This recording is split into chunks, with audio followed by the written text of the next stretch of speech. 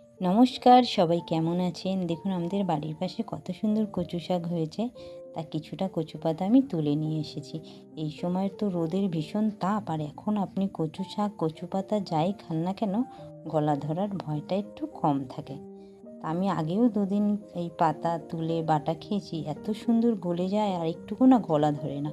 তাই ভাবলাম আপনাদের সাথে একটু শেয়ার করি। তা আমার তো কচু পাতাগুলো সব তুলে হয়ে গেছে। এবার দেখুন প্রত্যেকটা পাতা এইভাবে আমি বেছে নিয়েছি। ধোয়া হয়ে গেছে। এবার গামলায় কিছুটা গরম জল বসিয়ে নুন আর লেবুর রস দিয়ে পাতাগুলোকে দিয়ে দেবো। ভালো করে নাড়াচাড়া করে সুন্দরভাবে কচু শাকটাকে সেদ্ধ করে নেব। তা আমার কচু শাকটা সেদ্ধ হয়ে গেছে, এবার আমি ছেঁকনিতে ঢেলে নেব।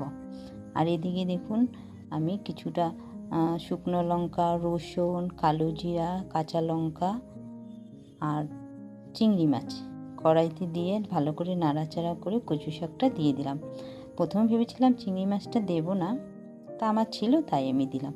আপনারা স্কিপ করতে পারেন। নুন হলুদ দিয়ে ভালো করে ভাজা ভাজা করে তুলে নিয়েছি।